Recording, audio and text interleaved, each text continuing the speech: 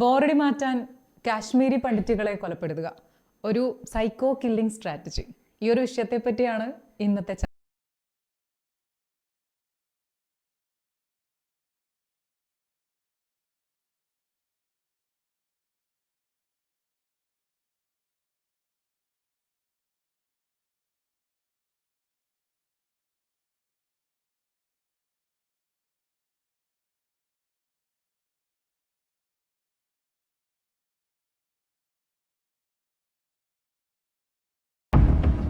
റിജു ചേട്ടാ, ഈ കാശ്മീരി പണ്ഡിറ്റുകളുടെ ഈ കൊലപാതകത്തെ പറ്റി ഞാൻ പറഞ്ഞ പോലെ ഒരു സൈക്കോ കില്ലിംഗ് രീതി തന്നെയല്ലേ അത്? കാശ്മീരി പണ്ഡിറ്റുകളുടെ കൊലപാതകത്തിൽ ഈ പറഞ്ഞ സാധനം, അതായത് ബോറടി മാറ്റാൻ പണ്ഡിറ്റുകളെ കൊന്നു എന്നുള്ളത്, അതൊക്കെ ഞാൻ പറഞ്ഞല്ലോ, ഞാൻ വായിച്ചാൽ ഏറ്റവും ബ്രൂട്ടലായ ഒരു സാധനമായിരുന്നു. ഒരുപാട് കാശ്മീരി പണ്ഡിറ്റുകളെ കൊന്നിട്ടുണ്ട്. ഇത് വന്നത് ബിട്ട കരാട്ടെ എന്ന് പറഞ്ഞ ഒരാളുണ്ട്. അയാളുടെ പേരാണ് അഹമ്മദ് ദാർ എന്നാണ് യഥാർത്ഥ പേര്. അദ്ദേഹം ഒരു കരാട്ടക്കാരനായിരുന്നു. അപ്പോൾ 90കളിൽ കാശ്മീരികളെ വ്യാപകമായി അവിടുന്ന് ഈ കാശ്മീരി പണ്ഡിറ്റുകളെ വേട്ടയാടി. ആ വേട്ടയാടിയതിൻ്റെ ഭാഗമായുള്ള ഒരു സംഭവം യൂട്യൂബിൽ ബിട്ട കരാട്ടെ എന്ന് അടിച്ചു നോക്കിയാൽ നമുക്ക് കാണാൻ പറ്റും. ഈ ബിട്ട കരാട്ടെ അടുത്ത കാലം വരെ ഇരുന്ന് പറഞ്ഞിരുന്നു. ഇപ്പോഴും അയാളെക്കുറിച്ചുള്ള ഇൻ്റർവ്യൂകൾ അതിലുണ്ട്. അതിൽ ബിട്ട കരാട്ടെ പറയാട്ടോ, ഞാനിപ്പോൾ ഇങ്ങനെ ഇരുന്ന് ബോറടിക്കുന്ന സമയത്ത് ഞാൻ തോക്കുമായി ഇറങ്ങും. അപ്പം മുന്നിൽ 1-2 കാശ്മീരി പണ്ഡിറ്റുകൾ കാണും, അവരങ്ങ് വെടിവെച്ചിടും. എത്ര നിസ്സാരമായി നിർലജ്ജാണ് അയാൾ പറയുന്നത്. എന്നിട്ട് ആ പഹയനെ പിടിച്ചില്ല. ഇത് ഇന്ത്യയിൽ ഇരുന്നിട്ട് പരസ്യമായി 90കളിൽ ഒരാൾ പറഞ്ഞതാണ്. എന്നിട്ട് അയാളെ പിടിച്ചില്ല. എന്നിട്ട് വീണ്ടും പ്രക്ഷോഭം ഉണ്ടായതിനു ശേഷമാണ് മറ്റൊരു കേസിൽ ഇയാളെ പിടിച്ചിട്ട് ഇയാൾക്ക് ജാമ്യം കിട്ടിയപ്പോൾ എന്താണ് കാശ്മീരിൽ സംഭവിച്ചത്? ഇവനെ മാലയിട്ട് സ്വീകരിക്കുന്നു. ആ മാലയിട്ട് സ്വീകരിക്കുന്നതിൻ്റെ വീഡിയോകൾ ഇപ്പോഴും യൂട്യൂബിലുണ്ട്. ജനം ഇയാളെ മാലയിട്ട് സ്വീകരിക്കുകയാണ്. ഇങ്ങനെയൊരു അവസ്ഥയായിരുന്നു ജമ്മു കാശ്മീരിൽ 90കളിൽ ഉണ്ടായത്. ഇപ്പം അതിൻ്റെ മാറ്റം എന്താണെന്ന് വെച്ചാൽ, പുതിയ BJP സർക്കാർ വന്നു. അവർ ആർട്ടിക്കിൾ 370 എടുത്തു കളഞ്ഞു. കാശ്മീരിൽ ഒരു പരിധിവരെ സമാധാനം വന്നു. ഇപ്പോൾ പണ്ഡിറ്റുകൾ തിരിച്ചു വരികയാണ്. മാത്രമല്ല 90കളിൽ നടന്ന ഈ കേസ് പുനർവിചാരണ നടക്കുകയാണ്. ഓരോ കേസും 90കളിൽ നടന്ന് അന്ന് തെളിവില്ല, സാക്ഷികളില്ലാതെ പോയ കേസുകൾ, ആ കേസുകൾ മുഴുവൻ ഇപ്പോൾ പുനർവിചാരണ ചെയ്തിട്ട് ഇപ്പോൾ കുറ്റപത്രം കൊടുത്തു. അതിൽ 6 കേസുകൾ കുറ്റപത്രം കൊടുത്തു. ആലോചിച്ച് നോക്കും നമ്മൾ എത്ര പിറകിലാണ്. അപ്പോൾ 1990കളിൽ അന്ന് പ്രോസിക്യൂഷന് ഈ തെളിവുകൾ ഹാജരാക്കാൻ സാധിക്കാതെ പോയത് എന്തുകൊണ്ടാണ്? അത് പേടി. അതായത് 90കളിലെ അവസ്ഥ എന്താണെന്ന് പറഞ്ഞാൽ, അവിടെ കാശ്മീരിനെ അങ്ങോട്ട് തീവ്രവാദം വിഴുങ്ങുകയാണ്. താഴ്വരയെ തീവ്രവാദം വിഴുങ്ങിയ നാളുകൾ എന്നാണ് പലരും എഴുതിയത്. അതായത് നമ്മുടെ നോട്ട് ഗാന്ധിയാണല്ലോ, പാകിസ്ഥാൻ്റെ നോട്ട് ജിന്നയാണ്. അപ്പോൾ നമ്മൾ ഗാന്ധി തലയുള്ള പൈസ അങ്ങോട്ട് കൊടുത്താൽ ജിന്നയുടെ തലയുള്ള നോട്ട് ഇങ്ങോട്ട് തരുന്നൊരു കാലമായിരുന്നു. കള്ളനോട്ടുകൾ, ബാർട്ടർ സിസ്റ്റം, കള്ളനോട്ടുകൾ വ്യാപകമായി. രാജ്യം എന്ന് പറയുന്നത് കാശ്മീരിൻ്റെ നിയന്ത്രണം ഭീകരവാദികൾ ഏറ്റെടുത്തു. അപ്പോൾ ഇതോട് കൂടിയിട്ട് അവിടെ ഒരു ജിഹാദിന് സമാനമായ കാര്യങ്ങളുണ്ടായി. ഇനി ആരാണ് ഈ കാശ്മീരി പണ്ഡിറ്റുകൾ എന്ന് പറഞ്ഞാൽ? ഇവരൊരു പ്രത്യേക തരത്തിലുള്ള ഒരു ഗ്രൂപ്പാണ്. കാശ്മീരി പണ്ഡിറ്റുകൾ എന്ന് പറഞ്ഞാൽ അവർ വളരെ കുറഞ്ഞ ജനസംഖ്യയുള്ള ന്യൂനപക്ഷമാണ്. ഇവർ ശിവഭക്തരായ ഒരു ഗ്രൂപ്പാണ്. ഇവരൊരു നമ്മളെ ജൂതന്മാരെ കുറിച്ച് പണ്ട് പറഞ്ഞ മാതിരി അവരൊരു അസിമുലേറ്റ് ചെയ്യാൻ മടിയുള്ള ഒരു സമൂഹമാണ്. അവരുടെ കാര്യം നോക്കി ജീവിക്കുന്ന, വേണമെങ്കിൽ നമുക്കൊരു എലൈറ്റ് ക്ലാസ് എന്ന് പറയാൻ പറ്റുന്ന നല്ല വിദ്യാസമ്പന്നരായ ആളുകളാണ്. ഇവരെ കൂട്ടക്കൊല ചെയ്ത കഥ നമ്മുടെ നാട്ടിലാണ് നടന്നത്. നമ്മൾ ഗാസയെക്കുറിച്ച് പറയുന്നു. നമ്മുടെ നാട്ടിൽ നടന്ന പണ്ഡിറ്റുകളുടെ കൂട്ടക്കൊലയെക്കുറിച്ച് നമ്മൾ പലപ്പോഴും പറയാൻ നമുക്ക് പേടിയാണ്. മാത്രമല്ല നമ്മളതിൻ്റെ വാർത്ത കൊടുക്കില്ല. 750ഓളം കാശ്മീരി പണ്ഡിറ്റുകളെ വെടിവെച്ചും കുത്തിയും, ശൂലം കുത്തിയൊക്കെ അവിടെ നിന്നാണ് തുടങ്ങുന്നത്. അറക്കവാൾ വെച്ച് അറുത്തതുണ്ട്, വെടിവെച്ച് കൊന്നതുണ്ട്. അങ്ങനെ അവരെ പലായനം ചെയ്യിച്ചു അവിടുന്ന്. ആ പലായനം ചെയ്യിച്ചവർ ഇപ്പോൾ തിരിച്ചു വരികയാണ്. ഇപ്പം സർക്കാർ ഒരുപാട് ആനുകൂല്യങ്ങൾ പ്രഖ്യാപിച്ചിട്ടുണ്ട്. അതിൻ്റെ ഭാഗമായിട്ടാണ് ഈ ബിട്ട കരാട്ടയ്ക്കെതിരെ നിങ്ങൾ ചോദിച്ച ചോദ്യം ഉണ്ടല്ലോ, തുടക്കത്തിൽ പറഞ്ഞ ബിട്ട കരാട്ടെ. ഈ ബിട്ടയാണ് ഏറ്റവും ബോറടി മാറ്റാൻ കാശ്മീരി പണ്ഡിറ്റുകളെ വെടിവെച്ചത്. ബിട്ട ഇപ്പം ജയിലില്ല. ബിട്ടയ്ക്ക് വധശിക്ഷ കിട്ടണം എന്നായിരുന്നു പറഞ്ഞത്. ആ കേസും പുനരന്വേഷിക്കുകയാണ്. ഓക്കെ, പക്ഷേ ഞാൻ പറഞ്ഞു പ്രോസിക്യൂഷന് തെളിവുകൾ നിരത്താൻ സാധിച്ചില്ല, അങ്ങനെ ഒന്നും ചെയ്യാൻ വേണ്ടി പറ്റില്ല, ആളെ ശിക്ഷിക്കാൻ പറ്റിയില്ല. പക്ഷേ ആ ഒരു സമയത്ത് തന്നെ ഒരു ഒളിക്യാമറ അഭിമുഖത്തിൽ ആളിത് സമ്മതിക്കാണ്. അതും ഇപ്പൊ തെളിവെടുത്തില്ല. അന്നത്തെ കാലത്ത് ഇത് തെളിവായിട്ട് യൂസ് ചെയ്യാൻ പറ്റില്ല. അതാണ് അന്നത്തെ സംവിധാനങ്ങൾ. നമ്മൾ കോൺഗ്രസിനോടുള്ള എനിക്കുള്ള ഏറ്റവും വലിയ വിയോജിപ്പ് ഇതാണ്. ഇതൊക്കെ സർക്കാരല്ല ചെയ്യേണ്ടത്. അന്ന് 90കളിൽ ഭരിക്കുന്നത് ആരാണ്? വളരെ വീക്കായിരുന്നു. നരസിംഹറാവു, മൻമോഹൻ സിംഗിൻ്റെ ഒക്കെ ഭരണകാലം എന്ന് പറഞ്ഞാൽ ഈ അർത്ഥത്തിൽ വളരെ വീക്കായിരുന്നു. ആഗോളീകരണമൊക്കെ തുടങ്ങി അവർ സമൂഹത്തിൻ്റെ സാമ്പത്തിക സ്ട്രക്ചറൊക്കെ ശക്തമാക്കിയെങ്കിലും റാവുവിൻ്റെ, ഇന്ദിരാഗാന്ധി കാലം തൊട്ട് തന്നെ കാശ്മീർ കയ്യിൽ നിന്ന് പോകാൻ തുടങ്ങിയിട്ടുണ്ട്. റാവുവിൻ്റെ കാലം, അതിനുശേഷം വന്ന കുറേ VP സിംഗ്, ഇങ്ങനത്തെ കാലത്തൊക്കെ കേന്ദ്രഭരണം വളരെ മോശമായി, സംസ്ഥാന ഭരണം അതിലും മോശമായി. അങ്ങനെയാണ് ഈ പണ്ഡിറ്റുകളെ അവിടുന്ന് ഓടിക്കുന്നൊരു ഘട്ടം ഉണ്ടാക്കി. അന്ന് നിങ്ങൾ ചോദിച്ച വളരെ പ്രസക്തമായ ചോദ്യമാണ്, ഈ തെളിവ് അന്നുമില്ലേ എന്ന്. തെളിവ് എടുക്കുന്നില്ല. അന്ന് പേടിച്ചിട്ട് ആളുകൾ സാക്ഷി സാക്ഷി പറയില്ല. ഇന്ന് വലിയൊരു മാറ്റം ഉണ്ടായി. ആ മാറ്റമാണ് നമ്മൾക്കൊക്കെ പ്രതീക്ഷ നൽകുന്നത്. ഇന്ന് അവിടുന്ന് മുസ്ലിം തീവ്രവാദികൾ ഓടിച്ച കാശ്മീരി പണ്ഡിറ്റുകളെ കാശ്മീരി ജനത സ്വാഗതം ചെയ്യാണ്. കാശ്മീരി മുസ്ലിംസിനെ അവിടെ ഫ്ലക്സൊക്കെ വെച്ചിട്ടുണ്ട്. കാശ്മീരി പണ്ഡിറ്റുകൾ തിരിച്ചു വരണം, ഇത് നിങ്ങളുടെ കൂടി ഭൂമിയാണ്, നിങ്ങൾ തിരിച്ചു വരണം എന്നുള്ള കാര്യം. അപ്പോൾ അന്ന് കിട്ടാത്ത തെളിവ് ഇന്ന് കിട്ടുന്നുണ്ട്. ഹിയർസേ ആയി അല്ലാതെ തന്നെ ശരിക്കും ദൃക്സാക്ഷികൾ ഇന്നാണ് വരുന്നത്. ഞാൻ 50 കൊല്ലം മുമ്പ് ഞാൻ കണ്ടിട്ടുണ്ട് ഇവിടെ, അല്ല 30 കൊല്ലം മുമ്പ് ഞാൻ കണ്ടിട്ടുണ്ട് ഇവിടെ വെടിവെപ്പ് നടന്നതിൻ്റെ ആളുകൾ വരുന്നത്. അങ്ങനെയാണ് പുനർവിചാരണ വരുന്നതും ഇപ്പം യാസിൻ മാലിക്കിനടക്കം കുറ്റപത്രം സമർപ്പിച്ചതും. പക്ഷെ അതുപോലെയല്ലോ ഇന്ത്യൻ നിയമ സംവിധാനത്തിൽ ഇതുപോലുള്ള വീഡിയോ തെളിവുകൾ തന്നെയല്ലേ, അത് വീഡിയോ തെളിവുകൾ യഥാർത്ഥ തെളിവുകൾ തന്നെയല്ലേ. ഇപ്പോഴത്തെ കാലത്താണെങ്കിൽ AI ജനറേറ്റ് ചെയ്ത വീഡിയോസ് ആണ് എന്നൊക്കെ നമുക്ക് അഭിപ്രായപ്പെടാം. പക്ഷെ അതുപോലുള്ള വീഡിയോ തെളിവുകൾ കൃത്യമായ തെളിവുകളാണെന്ന് ഇന്ത്യൻ നിയമവ്യവസ്ഥയിൽ അംഗീകരിക്കപ്പെടുന്നത് തന്നെയല്ലേ. ഉണ്ട്. അന്ന് ബിട്ട ഒരു ഐഡിയ എടുത്തു. ബിട്ടാക്കാരായിട്ടത് പറഞ്ഞെങ്കിലും ഇത് ഞാൻ പറഞ്ഞത് ഞാൻ ലഹരിയുടെ പുറത്താണ്, അത് ഞാൻ ശരിക്കും പറഞ്ഞതല്ല, ഇത് വിടൽസ് അടിച്ചാണ്, ഇത് അങ്ങനെയല്ല എന്നൊക്കെ പറഞ്ഞ് ഇയാളതിനെ വളച്ചൊടിക്കുകയും അങ്ങനെയൊക്കെ എടുത്തു. പക്ഷെ അത് തന്നെയാണ് ഇയാളെ അവസാനമായതും. ഇയാളെ മറ്റൊരു കേസിലാണ് ഇയാൾ അകത്തായെങ്കിൽ കൂടിയിട്ട്. അപ്പോൾ ഇതിൻ്റെ ഒരു പ്രശ്നം ഈ കോൺഗ്രസ് സർക്കാരിൻ്റെ തുടർച്ചയായി വന്ന സർക്കാരുകളുടെ അവലംബം മൂലം അവിടെ കാശ്മീരിൽ പണ്ഡിറ്റുകൾക്ക് അതിഭീകരമായ പീഡനമാണ് ഏറ്റെടുത്തത്. നെറ്റിലൊന്നും നമ്മൾ ജസ്റ്റ് സെർച്ച് ചെയ്ത് നോക്കി വന്ധാമ കൂട്ടക്കൊല എന്നൊക്കെ. എന്താണ് സംഭവം എന്ന് പറയുന്നത്, നമ്മൾ നടുങ്ങിപ്പോവും. ഒരു ചെറിയ ഗ്രാമത്തിലേക്ക് കലാഷ്നിക്കോവും ഒക്കെ ആയിട്ട് അത്യാധുനിക തോക്കും കത്തിയൊക്കെ ആയിട്ട് ഭീകരരെ ഇരച്ച് കയറുകയാണ്. ആ പാവം കാശ്മീരി പണ്ഡിറ്റുകൾ മുയലുകളെ പോലെ ഒളിക്കുന്നവരെ മുഴുവൻ മാളത്തുനിന്ന് പിടിച്ച് വരുത്തിയിട്ട് നിരത്തി വെടിവെച്ച് കൊല്ലുകയാണ്. കുഴി കൊത്തിച്ച് വെടിവെച്ച് കൊന്നവരുണ്ട്. എന്താണ് നമ്മുടെ നാട്ടിൽ ആരും നിലവിളിച്ചില്ലല്ലോ. അതിൽ സ്ത്രീകളുണ്ട്, ഗർഭിണികളുണ്ട്, ഡോക്ടർമാരാവേണ്ടവരുണ്ട്, എഞ്ചിനീയർമാരാവന്മാരുണ്ട്. ഇവരൊക്കെ കൊന്നിട്ട് നമ്മുടെ നാട്ടിൽ നടന്നൊരു സംഭവത്തിൽ എന്തെങ്കിലും ഒരു സാംസ്കാരിക നായകർ പ്രതികരിച്ചിട്ടുണ്ടോ? പക്ഷം ചേർന്ന് സംസാരിക്കുന്നതിന്റെ ഏറ്റവും വലിയ തെളിവാണ് നമ്മുടെ ഈ ഇവിടെ നടന്നത്. അങ്ങനെ വന്ധാമ കൂട്ടക്കൊല മാത്രമല്ല, ഇഷ്ടംപോലെ കൊലപാതകങ്ങൾ വേറെ നടന്നു. ഈ ബിട്ടാക്കരാട്ട ഒരാളല്ല. ഏറ്റവും വിചിത്രം എന്ന് പറഞ്ഞാൽ JKLF എന്ന സംഘടന ഉണ്ട്. പണ്ട് നമ്മൾ സ്കൂളിലൊക്കെ പഠിക്കുമ്പോൾ സ്ഥിരമായി പത്രങ്ങൾ വാർത്ത വരാം JKLF. ഈ JKLF ഒരു ഭീകര സംഘടന തന്നെയായിരുന്നു. അതിൻ്റെ നേതാവാണ് യാസിൻ മാലിക് എന്ന് പറയുന്ന നേതാവ്. ഈ യാസിൻ മാലിക്കിനാണ് പല ഭീകരവാദത്തിൻ്റെയും ബ്രെയിൻ പുള്ളിയാണ്. എന്നിട്ട് മൻമോഹൻ സിംഗ് പ്രധാനമന്ത്രിയായിരുന്ന സമയത്ത് എന്താണ് സംഭവിച്ചറിയോ? ഈ ഇത്രയും പേരുടെ മരണത്തിന് കാരണക്കാരനായ ഈ ഭീകരനെ കൂട്ടിയിട്ട് ചർച്ച നടത്തി. ഇന്ത്യൻ പ്രധാനമന്ത്രിയും ഭീകരനും ഷെയ്ക്ക് ഹാൻഡ് എടുക്കുന്ന ചിത്രം ഉണ്ട്, നമുക്കത് പ്രേക്ഷകരെ കാണിക്കാം. എന്തൊരു ഭീകരാവസ്ഥയും നോക്കണോ. ഈ യാസിൻ മാലിക് ഇപ്പം ജയിലിൽ കിടക്കുകയാണ്.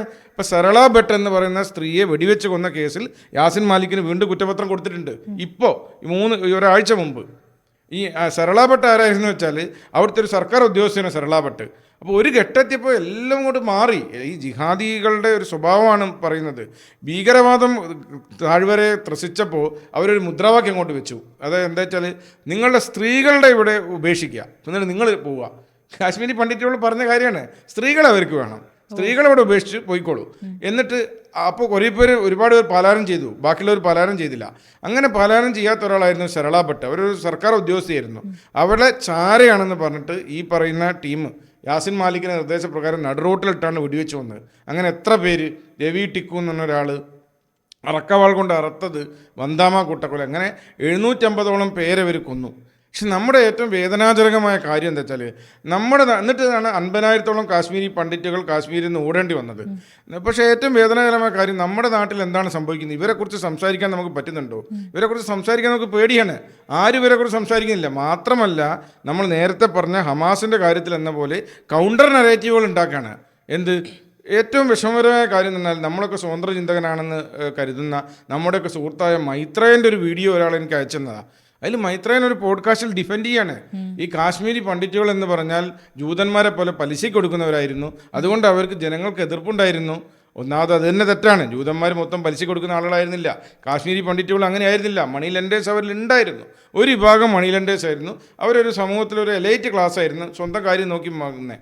അതുകൊണ്ടൊന്നല്ല അവിടെ പ്രശ്നം ഉണ്ടായത്. പ്രശ്നം പച്ച വർഗീയതയാണ്. എന്നിട്ട് മൈത്രേയൻ പറയണം അത്ര അധികം ആളുകളൊന്നും കൊന്നിട്ടില്ല, വളരെ ലഘൂകരിച്ച് പറയാണ്. പലസ്തീനെ സപ്പോർട്ട് ചെയ്യുന്നതും ഇതേ നെറേറ്റീവാണ്. ഇത് തന്നെയാണ് ഇസ്ലാമോ ലെഫ്റ്റ് പറയുന്നത്, സ്ഥിരം ന്യായമാണ്. അപ്പോൾ 750ഓളം പേരവിടെ കൊല്ലുകയും 40,000-ഓളം ആളുകൾ നാടുവിട്ടോടി. ഇതിന്റെ ഏറ്റവും രസകരമായ കാര്യം, ഒരുപാട് പുസ്തകങ്ങൾ കാശ്മീർ പണ്ഡിറ്റുകളെ കുറിച്ച് വന്നിട്ടുണ്ട്, അതിലെ വിക്ടിംസായ ആളുകൾ. അവിടെയാണ് നമ്മൾ ഈ ജിഹാദിസത്തിന്റെ കെണി മനസ്സിലാവുക. അതായത് ഇപ്പോൾ അയൽവാസികളായ ആളുകളാണ് മുസ്ലിങ്ങളും പണ്ഡിറ്റുകളും സഹകരിച്ചാണ് ജീവിക്കുന്നത്. സാധാരണക്കാരായ മുസ്ലിങ്ങൾ, ഭീകരവാദികളല്ല. പക്ഷെ അവിടെ ഈ പ്രശ്നം വരികയും കാശ്മീരിൽ ഭീകരവാദം പിടിമുറുക്കുകയും നാളെ കാശ്മീർ ഭീകരവാദികളെ കയ്യിലാവുകയും ചെയ്തു എന്ന് കണ്ടതോടെ ഈ സാധാരണക്കാരായ ആളുകളെ മട്ടുമാറി. അതാണ് ആരിഫ് പറയുന്ന പൊട്ടൻഷ്യൽ ജിഹാദിസം എന്ന് പറഞ്ഞത്. ആ സാധനം അവിടെ കിടക്കുന്നുണ്ട്. ഇത് നമ്മുടെ രാജ്യം വരുന്നുള്ള ബോധം വന്നോട് ഒരു മട്ടുമാറി. അപ്പോൾ രാഹുൽ പണ്ഡിത എന്നൊക്കെ പറഞ്ഞൊരു ആളുണ്ട്. അദ്ദേഹമൊക്കെ കാശ്മീരി പണ്ഡിറ്റുകൾക്ക് വേണ്ടി ഒരുപാട് പുസ്തകങ്ങൾ എഴുതിയ ആളാണ്. ഈ രാഹുൽ പണ്ഡിതൊക്കെ പറയുന്നൊരു വാചകമുണ്ട്. അപ്പോൾ അടുത്ത വീട്ടിൽ ഉള്ള ഈ പാല കൊണ്ടുതരാൻ വരുന്നവരോ ഒക്കെ ഉള്ള ആളുകളുണ്ടാവല്ലോ, അവർ മുസ്ലിങ്ങളായ ആളുകൾ അവർ കാശ്മീരി പണ്ഡിറ്റുകളെ കാണുമ്പോൾ പറയും പോലെ, ആ വീടൊക്കെ നന്നാക്കി ഉണ്ടാക്കിയോ, നല്ല വീടല്ലേ, നാളെ നമുക്കുള്ളതല്ലേ ഇതെന്ന് പറഞ്ഞ പോലെ സംഭവിച്ചു. ഈ പാവങ്ങളെ അവിടുന്ന് വെടിവെച്ചും കുത്തിയും അറക്കവാൾ വെച്ച് അറത്തും ശൂലം കുത്തി പുറത്തിട്ടും തീ വെച്ച് കൊന്നും. ഒരു കാശ്മീർ ഫയൽസ് എന്ന സിനിമ അത് ഇതെല്ലാം പറയുന്നുണ്ട്. അത് പ്രൊപ്പഗൻഡ മൂവി എന്നാണ് കേരളത്തിൽ പറയുന്നത്. ഒരു സംഭവം പോലെ പ്രൊപ്പഗൻഡ അല്ല. അതിൽ കുറച്ച് കാര്യങ്ങൾ അരുന്ധതി റോയ് പോലത്തെ ലെഫ്റ്റ് ആക്ടിവിസ്റ്റുകളെ പരിഹസിക്കാൻ വേണ്ടി തുടക്കത്തിൽ കുറച്ച് സാധനങ്ങൾ ചേർത്ത് വല്ലണ്ട്. അതിലുള്ള പറഞ്ഞ കാര്യങ്ങളൊക്കെ സത്യമാണ്. ഓരോ ഇൻസിഡന്റും സംഭവിച്ചതാണ്. അങ്ങനെയാണ് ഒരു ഗോതമ്പ് ഇതിൻ്റെ ഉള്ളിൽ ഒളിച്ച ഒരു മനുഷ്യനെ വെടിവെച്ച് കൊന്നിട്ടുണ്ട്. ഇത് ചോരയിൽ ഈ ഗോതമ്പ് നിറഞ്ഞ് തുളുമ്പുന്ന കാഴ്ച വരെ അവിടെ ഉണ്ടായിട്ടുണ്ട്. അറക്കവാൾ കൊണ്ട് അറുത്തിട്ടുണ്ട്. ഇങ്ങനെയൊക്കെ 750ഓളം കാശ്മീരികളെ കൊന്നു. 750 ഒരു ചെറിയ നമ്പറാണോ? അതുപോരെ പേടിക്കാൻ. രാത്രി വന്ന് വെടിവെച്ച് കൊന്നു, പകൽ നിങ്ങൾ പുറത്തിറങ്ങാൻ പറ്റും. ബ്രൂട്ടലായി ബലാത്സംഗങ്ങൾ, കൂട്ട ബലാത്സംഗങ്ങൾ എത്ര നടന്നു കാശ്മീരി പണ്ഡിറ്റുകളെ. അവർ പറയുന്നതിന് എങ്ങനെയാണല്ലോ, നിങ്ങളുടെ സ്ത്രീകളെ അവിടെ ഉപേക്ഷിച്ച് പോയിക്കോളൂ, സ്ത്രീകളെ ഞങ്ങൾക്ക് വേണം, പുരുഷന്മാരൊക്കെ നാട് വിട്ടോളൂ. ഈ ഒരു അപ്പോൾ നമ്മൾ പറയുന്നൊരു സാധനം ഇതാണ്. അതായത് ഈ ഭീകരവാദം പിടിക്കുന്നുള്ള ഘട്ടം വന്നപ്പോൾ സാധാരണക്കാരൻ മട്ടും മാറ്റി. ഇന്നിപ്പോൾ അത് മാറി. ഇന്ന് അവർ സ്വാഗതം ചെയ്യാണ്. അവർ ഇന്ന് പൂർവികർ ചെയ്തത് അങ്ങനെ അതല്ല ശരി. എന്നിട്ട് ആ സ്ഥലമൊക്കെ അവർ കയ്യേറി. ഈ കാശ്മീരി പണ്ഡിറ്റുകളെ വീട് സ്ഥലങ്ങളൊക്കെ അവർ കയ്യേറി. ഇപ്പം 460 ഹെക്ടർ തിരിച്ചു പിടിച്ചു കൊടുത്തു. അതായത് പണ്ഡിറ്റുകളെ അവിടുന്ന് ഓടിച്ചിട്ട് മുസ്ലിങ്ങൾ കയ്യേറിയ സ്ഥലങ്ങൾ എടുത്ത് തിരിച്ച് വാങ്ങിച്ച് പണ്ഡിറ്റുകൾക്ക് തന്നെ കൊടുത്തു. ഇപ്പോൾ ഒരുപാട് പുനരധിവാസ പാക്കേജുകൾ പ്രഖ്യാപിച്ചിട്ടുണ്ട്. പണ്ഡിറ്റുകൾ തിരിച്ചു വരാൻ അവിടെ റെഡിയായി നിൽക്കുകയാണ്. സ്വീകരിക്കാൻ വേണ്ടി രാജ്യം റെഡിയായി നിൽക്കുന്നുണ്ട്. ഈ 2019 NIA ഈ ബിട്ട കരാട്ടയെ ടെറർ ഫണ്ടിങ്ങിന്റെ പേരിൽ അറസ്റ്റ് ചെയ്തിട്ടുണ്ടായില്ലേ? അതും ഈ കാശ്മീരി പണ്ഡിറ്റുകളുടെ ഈ കേസും തമ്മിൽ എന്തെങ്കിലും ലിങ്ക് ഉണ്ടോ? ഉറപ്പല്ലേ. ഈ ബിട്ട കരാട്ട ഇതൊക്കെ ചെയ്യുന്നത് എങ്ങനെയാണ്? ഈ ടെറർ ഫണ്ടിങ് തന്നെയാണ്. ഇതിന് പൈസ നന്നായി വരുന്നുണ്ട്. ഈ സാമ്പത്തിക നാടി അറക്കാൻ പറ്റാത്തതാണ് കോൺഗ്രസ് സർക്കാരിന് ഏറ്റവും വലിയ പ്രശ്നമായത്. പൈസ അങ്ങോട്ട് ഒഴുകിയെത്തുകയാണ്, ആയുധങ്ങൾ എത്തുകയാണ്. കലാഷ്നിക്കോവ്, ഏറ്റവും ആധുനികമായ ആയുധങ്ങളാണ് കാശ്മീർ ഭീകരവാദികളുടെ കയ്യിലെത്തുന്നത്. അപ്പോൾ ഈ ഫണ്ടിങ്ങിൻ്റെ പേരിലാണ് വിട്ടയെ പിടിച്ചെങ്കിൽ ആയുധവും ഉണ്ട് വിട്ടേൻ്റെ കയ്യിൽ. ഈ ആയുധം ഫണ്ട് ഉണ്ടെങ്കിൽ ആയുധത്തുള്ളൂ. അപ്പം വിട്ട അതിൻ്റെ ഒരു ഏജൻറ്റ് കൂടിയായിരുന്നു. ഏത് പണം എത്തിച്ചു കൊടുക്കുകയും ഒരേ സമയം കായികമായി ആളുകളെ ഉപദ്രവിക്കുകയും ചെയ്യുന്ന ആളായിരുന്നു. വിട്ട മാത്രമല്ല, യാസിൻ മാലിക്കിൻ്റെ പണി അതായിരുന്നു. ഒരുപാട് ഭീകരവാദികൾ അവിടെ ഉണ്ട്. അവരെയൊക്കെ സ്വീകരിച്ചിരുത്തി ചർച്ച ചെയ്യാറുണ്ട്. ആലോചിച്ചു, മൻമോഹൻ സിംഗിൻ്റെ ഒക്കെ ഒരു പോഴത്വം എന്ന് പറയുന്നത്. അദ്ദേഹത്തെ നമ്മൾ ഒരുപാട് ബഹുമാനിക്കുന്ന ആളാണ്. ആഗോളീകരണം കൊണ്ടുവന്നിട്ട് ഉദാരീകരണം കൊണ്ടുവന്നിട്ട് ഈ രാജ്യത്തിൻ്റെ പട്ടിണി മാറ്റിയ മനുഷ്യനാണ്. പക്ഷേ മൻമോഹൻ സിംഗിന് ഇത്തരം കാര്യങ്ങളെക്കുറിച്ച് വലിയ ധാരണ ഉണ്ടായിരുന്നില്ല. അദ്ദേഹത്തിൻ്റെ ഉപദേഷ്ടാക്കൾ അതിലും കഷ്ടമായിരുന്നു. അങ്ങനെ യാസിൻ മാലിക്കും മൻമോഹൻ സിംഗും ഒക്കെ ചർച്ച നടത്തി. വൃന്ദൻവാലയോടൊക്കെ ചർച്ച നടത്തുന്ന മാതിരിയാണത്. ഒരു കാര്യമില്ല, ഇവരെ ഉള്ളിലുള്ള സാധനം ഇതാണ്. അങ്ങനെ ആ പണ്ഡിറ്റുകളെ അടിച്ചോടിച്ച പണ്ഡിറ്റുകളാണ് ഇപ്പോൾ തിരിച്ചു വരുന്നത്. ആ കേസ് ഇപ്പം അന്വേഷിക്കണം. അത് തന്നെ എന്തൊരു നാണക്കേടാണ്. 90കളിലൊരു സംഭവം നടന്നിട്ട് 2025 അതിൻ്റെ അന്വേഷണം പ്രോപ്പറായി നടക്കുന്നത്. അന്ന് ആരും മൊഴി കൊടുക്കില്ല. ജീവനുണ്ടെങ്കിലല്ലേ മൊഴി കൊടുക്കുള്ളൂ. ഏറ്റവും പ്രധാനം നമുക്കൊക്കെ തന്നെ നമ്മുടെ ജീവനല്ലേ. അതാണ് പറ്റിപ്പോയത്. അത് മാത്രമല്ല ചേട്ടാ, ഇതിപ്പോ ഈ ബിട്ടയുടെ ഇത്രയും തെളിവുകൾ പലരും പൂഴ്ത്തിവെക്കപ്പെടുന്നത് കൊണ്ടാണല്ലോ ഇതുപോലുള്ള കേസുകളൊന്നും ഒരു തരത്തിലും വിധി പുറത്തേക്ക് എത്താത്തത്, അവർക്കെതിരായിട്ടുള്ള വിധി പറയാത്തത്. അതുമാത്രല്ല, ഈ ബിട്ടയുടെ വൈഫിന്റെ കാര്യം, ആളൊരു ഗവൺമെന്റ് എംപ്ലോയി ആണല്ലോ. അവരവിടെ നിന്നുകൊണ്ട് ഇവർക്ക് ഫണ്ടിങ്ങിന് ഹെൽപ്പ് ചെയ്യുകയാണല്ലോ ചെയ്യുന്നത്. അതാണ് സ്ലീപ്പർ സെൽ നമ്മൾ പറഞ്ഞ സാധനം ഉണ്ടല്ലോ. അതായത് ബിട്ടയുടെ ഭാര്യയാണ് ഇതിലൊക്കെ ചെയ്തു കൊടുക്കുന്നത്. അങ്ങനെ സർക്കാർ ജീവനക്കാരിലൊക്കെ നല്ലൊരു പങ്ക്. പിന്നെ വേറെ ഒന്നുണ്ടല്ലോ, ഈ ഭയം കുടുങ്ങിക്കഴിഞ്ഞാൽ നമ്മൾ എന്തും ചെയ്യും. ഈ ഭീകര കയ്യിൽ തോക്കുണ്ട്, ഭീകരരോട് ചേർന്ന് നിന്നില്ലെങ്കിൽ പണി കിട്ടുന്ന തന്നെ ആളുകൾ അങ്ങനെ മാറും.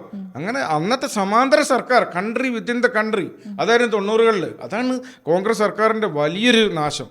നമ്മളിപ്പോൾ എന്തൊക്കെ പറഞ്ഞാലും ഞാൻ മോഡിയെ പല ഘട്ടങ്ങളും വിമർശിക്കുന്ന ആളാണ്, അമിത്ഷായുടെ വിയോജിപ്പ് വിമർശനങ്ങളുള്ള ആളാണ്. പക്ഷേ കാശ്മീരിൽ അവരെടുത്തൊരു നയതന്ത്രം, ആ 370-ാം വകുപ്പ് പിൻവലിച്ചു. അതിനുശേഷം അവിടെ ടൂറിസം വന്നു, വികസനം വന്നു. അതോടുകൂടി കാശ്മീർ മാറി.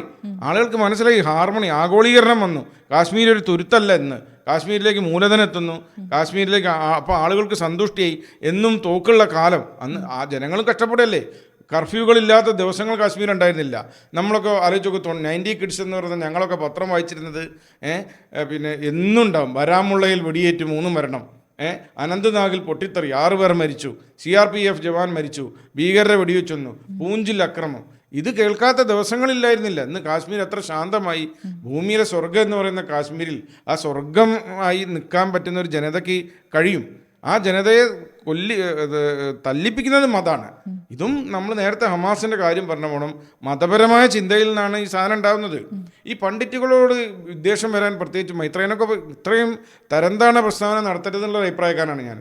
ഇപ്പോൾ പണ്ഡിറ്റുകളോട് എന്താണ് പ്രശ്നം മുസ്ലിങ്ങൾക്ക്? ഇപ്പോൾ ഇവിടെ നമ്മൾ മലബാർ കലാപമൊക്കെ വെളുപ്പിക്കാൻ ഇടതുപക്ഷം എടുക്കുന്ന ഒരു നമ്പറില്ലേ, അവർ ജന്മികളായിരുന്നു, ഹിന്ദു ഭൂരിപക്ഷം, മറ്റുള്ളവർ കുടിയാന്മാരായിരുന്നു. അങ്ങനെ ജന്മികൾ കുടിയാന്മാർ തമ്മിലുള്ള ക്ലാഷാണെന്നൊക്കെ. അങ്ങനെ ഒരു സംഭവം അവിടെ ഉണ്ടായിരുന്നില്ല. ഇവർ പറഞ്ഞുണ്ടാക്കുകയാണ്. കാശ്മീരി പണ്ഡിറ്റുകളുടെ കയ്യിൽ പൈസ ഉണ്ട്, അവർ പലിശ കൊടുക്കുന്നവരായിരുന്നു.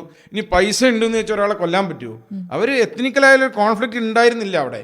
അപ്പോൾ ഇത് മതപരമായൊരു സാധനമാണ്. ഏത് നമ്മളുടെ രാജ്യം വരണം, കാശ്മീർ എന്ന് പറയുന്നത് നമ്മുടെ രാജ്യമാണ്, അതിന് നമ്മൾക്ക് മേൽക്കോയം വരണം. അത് തടയാൻ അന്നത്തെ സർക്കാരിന് കഴിഞ്ഞില്ല.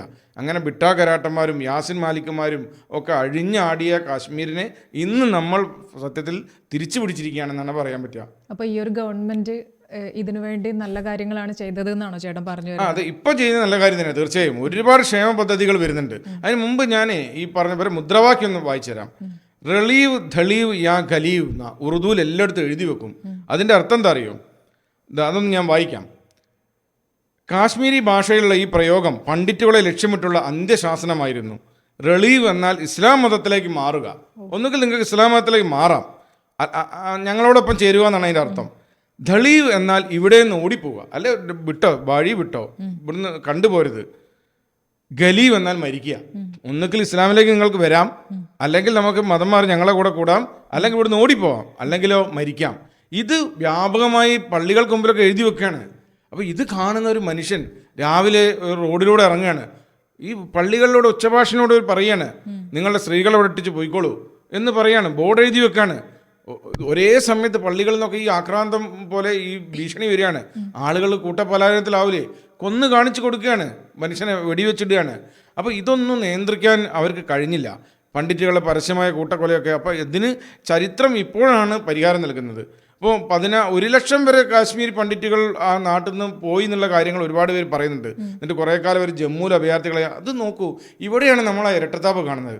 അപ്പോൾ നമുക്ക് ഗാസയിൽ നമ്മളെപ്പോഴും പറയും, നമ്മുടെ ഇടതുപക്ഷ സംസ്കാര നായരൊക്കെ, ഗാസയിൽ ആളുകൾ മരിക്കുന്നു, അവർ അഭയാർത്ഥികളായി പിറന്ന മണ്ണിൽ നിന്ന്. ഈ 50,000 വരുന്ന കാശ്മീരി പണ്ഡിറ്റുകൾ ഇന്ത്യ മഹാരാജ്യത്തല്ലേ അഭയാർത്ഥികളായത്? അവരെ ഓടിച്ച് അവരെ ഭൂമിയും പറമ്പും പിടിച്ചില്ലേ? എന്നിട്ട് അവർ ഡൽഹിയിൽ അഭയാർത്ഥികളായി. അവർ പലരും പല രാജ്യങ്ങളിലേക്ക് മാറി, ബാംഗ്ലൂർ കടന്നു, ഹൈദരാബാദ് കടന്നു, ഇപ്പോഴല്ലേ അവർ തിരിച്ചു വന്നത്. ഇതിനെക്കുറിച്ച് എന്താണ് നിങ്ങളുടെ വായിൽ പഴം പുഴുങ്ങിയിരിക്കുകയാണോ എന്ന് ചോദിച്ചാൽ എന്തുകൊണ്ടാണ് നമുക്കിത് പറയാൻ പേടിയാവുന്നത്? നമ്മുടെ നാട്ടിലെ ആളുകളല്ലേ, എന്തൊരു പക്ഷപാതത്താണ് നമ്മുടെ മാധ്യമങ്ങൾ ചെയ്യുന്നത്. അത് ഭീകരമായൊരു സംഭവമാണ്. പക്ഷേ നോർത്തിൽ പിന്നെങ്കിലും മാറ്റേണ്ടത്. ഉത്തരേന്ത്യൻ മീഡിയകൾ ഈ കാശ്മീരി പണ്ഡിറ്റുകളുടെ ദുരിതങ്ങളൊക്കെ ഏറ്റെടുക്കുന്നുണ്ട്. ഇപ്പോൾ കാശ്മീർ ഫയൽസ് എന്ന സിനിമ വന്നു, അത് കേരളത്തിൽ എന്താ പ്രചരണം? അത് പ്രൊപ്പഗൻഡയാണെന്നാ.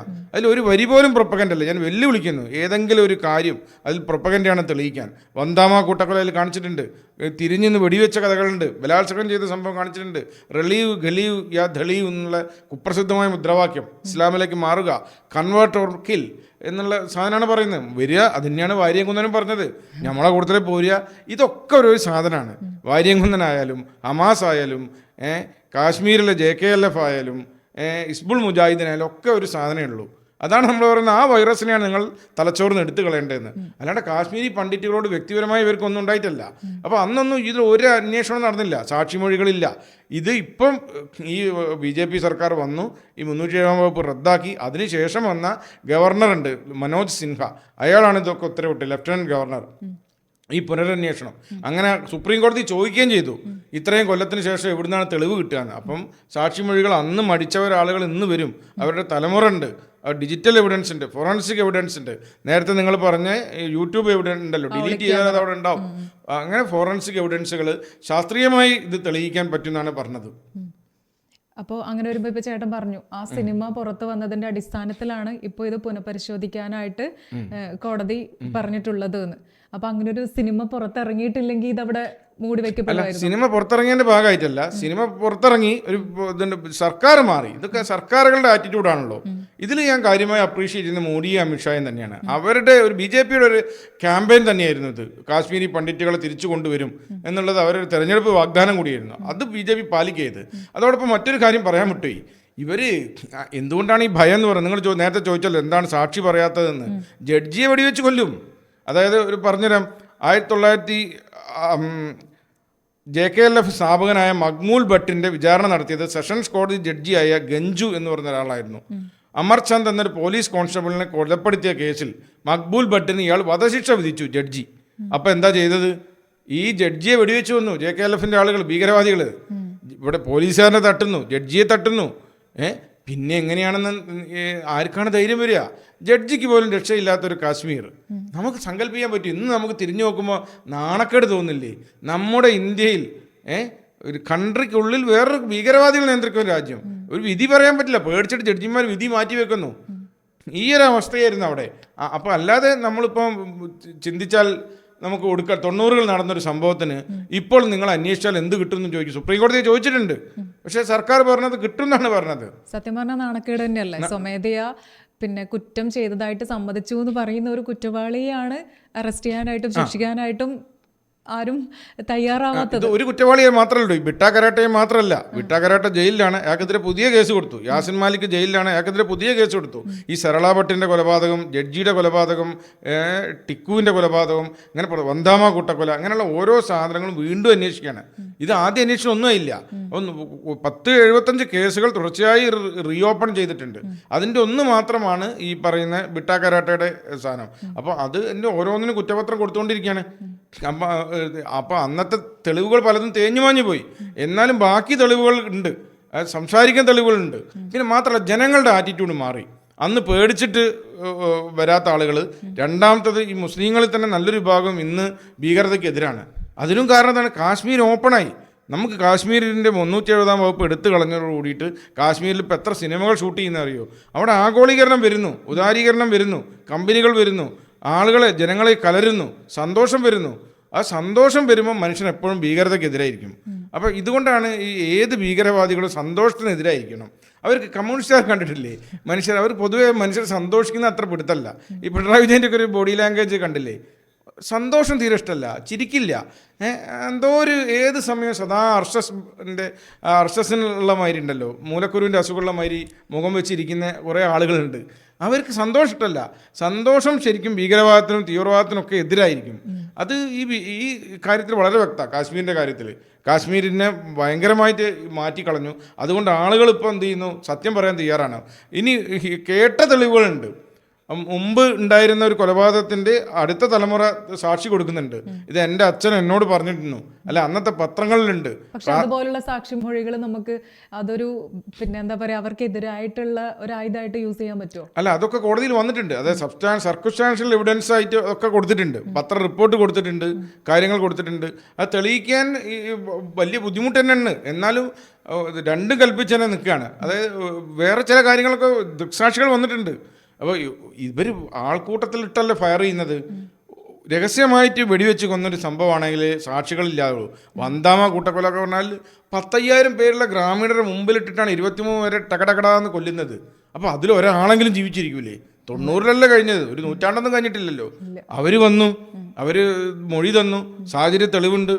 മരങ്ങളൊക്കെ വെടിയുണ്ട കൊണ്ട് കയറിപ്പോയ ഇതൊക്കെ ഉണ്ട്. ഇപ്പോൾ ഈയിടെ ഒരു വീഡിയോ കണ്ടില്ലേ, ഒരു വീട്ടമ്മ, ഒരു കാശ്മീരി പണ്ഡിറ്റായ ഒരു അമ്മ വന്നിട്ട് വീടിന് മുമ്പിൽ ഇരുന്ന് കരയുന്നത്. അവരുടെ വീട് കാട് കയറിപ്പോയി. ഇന്നാണ് അവർക്ക് വീട് കിട്ടിയത്. അപ്പോൾ ഇനിയും പ്രശ്നങ്ങൾ അവസാനിക്കുന്നു തോന്നുന്നില്ല കേട്ടോ. അപ്പോൾ സർക്കാർ ഇപ്പോൾ കുറച്ചുകൂടി നടപടികളൊക്കെ വെച്ച് എടുക്കുന്നുണ്ട്. അതായത് ഇപ്പോൾ കാശ്മീരി പണ്ഡിറ്റുകൾക്ക് അവർ പഴയ പോലെയുള്ള വീടുകളല്ല, ഒരു കമ്മ്യൂണിറ്റി പോലെ നിൽക്കാൻ കഴിയുന്ന 6000 വീടുകൾ, 2000 ഫ്ലാറ്റ് സമുച്ചയങ്ങൾ, അതിൻ്റെ അടുത്ത് മിലിറ്ററീൻ്റെ അറ്റാച്ച്മെൻറ്റ് അനക്സ് ഉണ്ട്. അങ്ങനെ സുരക്ഷയിലാണ് ഇപ്പോഴും കാശ്മീരികളെ കൊണ്ടുവരുന്നത്, പണ്ഡിറ്റുകളെ കൊണ്ടുവരുന്നത്. അവർക്ക് സംവരണം വന്നിട്ടുണ്ട്, നിയമസഭയിലേക്ക് സംവരണമുണ്ട്, ജോലി സംവരണമുണ്ട്, അങ്ങനെ ഒരുപാട് കാര്യങ്ങൾ ചെയ്യുന്നുണ്ട്. പിന്നെ കൂട്ടക്കൊലയിൽ നിന്ന് രക്ഷപ്പെട്ടവർക്കൊക്കെ ഇൻസെൻറ്റീവ് നഷ്ടപരിഹാരം കൊടുക്കുന്നുണ്ട്. അന്ന് 460 ഏക്കർ തിരിച്ചു പിടിച്ചു. അതായത് ഈ പണ്ഡിറ്റുകളുടെ ഭൂമി മറ്റുള്ളവർ കയ്യേറി, അതായിരുന്നു അവരുടെ ഉദ്ദേശവും. ആ ഭൂമി തിരിച്ചു കൊടുത്തു 460 ഏക്കർ. അങ്ങനെയൊക്കെയുള്ള ഒരുപാട് റിഫോർമേറ്റീവ് മെഷേഴ്സ് ഇപ്പോൾ വരുന്നുണ്ട്. ഈ മാധ്യമ ശ്രദ്ധ ഇപ്പോൾ ഈ ഒരു വിഷയത്തിൽ കൂടുതലായിട്ട് ലഭിക്കുന്നുണ്ടെന്ന് ചേട്ടന് തോന്നുന്നുണ്ടോ? ഉണ്ട്. ഇപ്പം മാറിയിട്ടുണ്ട്. ഇപ്പം കുറച്ചൊന്നും കേരളത്തിൽ ആ മാറ്റം വന്നിട്ടില്ല. അതാണ് നമ്മുടെ കേരള മീഡിയ പലപ്പോഴും വളരെ നിരാശാജനകമാണ്, ഏകപക്ഷീയമാണ്. ഈ വിവരങ്ങളൊക്കെ മീഡിയ എത്തിക്കേണ്ടതല്ലേ? ഇങ്ങനെയൊരു സംഭവം ഉണ്ടായി, നമ്മുടെ നാട്ടിലുണ്ടായ ക്രൂരതയാണിത്, ഇതിന് പ്രായശ്ചിത്തം ചെയ്യണം. അതിന് പകരം നമ്മൾ കാശ്മീർ ഫയൽസ് പ്രൊപ്പഗൻഡയാണ്, മൈത്രേയം പറയണം, പലിശയ്ക്ക് കൊടുക്കുന്നുണ്ട്. ഇനി പലിശയ്ക്ക് കൊടുക്കുന്നവരായിക്കോട്ടെ, അവരെങ്ങനെ കൊല്ലാൻ പറ്റൂ? ഒരു മനുഷ്യനോട് ചെയ്യാവുന്ന ക്രൂരതയ്ക്ക് ഒരു പരിധികളില്ലേ? നിങ്ങളിപ്പോൾ ഒരു സമൂഹത്തിൽ ലേശം ഉയർന്ന നിലയിലുള്ള ഒരാളാണ്, നിങ്ങൾ കുറച്ച് സാമ്പത്തികമുള്ള ആളാണ്, അതിൻ്റെ അർത്ഥം നിങ്ങളെല്ലാവരും കൂടി അടിച്ചു ഓടിക്കാമെന്നാണോ? അല്ലെങ്കിൽ നിങ്ങളെ കുട്ടിയെ ബലാത്സംഗം ചെയ്യാന്നാണോ അതിൻ്റെ അർത്ഥം? ഇവരൊക്കെ ഏത് ലോകത്താണ് ജീവിക്കുന്നത് നമുക്ക് സംശയം തോന്നിപ്പോകും. അതുമാത്രമല്ല, ഈ സത്യം വിളിച്ചു പറയുന്ന എല്ലാ മൂവീസും പ്രൊപ്പഗൻഡയാണല്ലോ. കേരള സ്റ്റോറി, ദുരന്തർ, ഇതൊക്കെ ആ ഗണത്തിൽപ്പെട്ട സിനിമകളാണല്ലോ. കേരള സ്റ്റോറിയെ കുറിച്ചൊക്കെ നമുക്കുള്ള അഭിപ്രായത്തെ നമ്പറുകളൊക്കെ വല്ലാതെ പെരുപ്പിച്ച് കാട്ടി, ഇവിടെ ഉണ്ടായ സംഭവത്തിൻ്റെ പെരുപ്പിച്ച് കാട്ടിയ ഒരു സംഭവം. പക്ഷേ ഈ കാശ്മീർ ഫയൽസിൽ അത് സംഭവിച്ചിട്ടില്ല. അവർ കൃത്യമായി പോയി കണ്ടു, ഈ നടന്ന സംഭവങ്ങളാണ് ഡോക്യുമെൻ്റ് ചെയ്ത്. നടന്ന സംഭവങ്ങൾ അത്രയും ഡോക്യുമെൻ്റ് ചെയ്യുകയാണെങ്കിൽ അത് അതിലും ഭീകരമായിരിക്കും. ഇപ്പം ഞാൻ പറഞ്ഞ രാഹുൽ പണ്ഡിതൻ്റെ പുസ്തകമൊക്കെ വായിച്ചാൽ നടുങ്ങിപ്പോവും. അവർ അനുഭവിച്ച മാനസിക പീഡനങ്ങൾ, ഈ പറയുന്ന ഒരു കാശ്മീരി പണ്ഡിറ്റിൻ്റെ ഒരു കുട്ടിയെ ബലാത്സംഗം ചെയ്തത്, ആ അച്ഛൻ എന്നിട്ട് ആത്മഹത്യ ചെയ്തത്, അങ്ങനെയുള്ള എന്തെല്ലാം സംഭവങ്ങൾ ഉണ്ടായിട്ടുണ്ട് അറിയോ? പിന്നെ ഇവർ അഭയാർത്ഥികളായി എവിടെയെല്ലാം പോയി താമസിച്ചു. കുറേ പേര് മലേഷ്യയിൽ കുടിയേറി, കുറേ പേര് സിംഗപ്പൂരിന് കുടിയേറി, കുറേ ആൾ നാട് വിട്ടു പോയി. ഇപ്പോൾ പുനരധിവസിക്കാൻ നോക്കിയിട്ട് 20,000 പേരെ കിട്ടുന്നുള്ളൂ. കാരണം പോയ മാതിരി തിരിച്ചു വരാൻ കഴിയില്ല.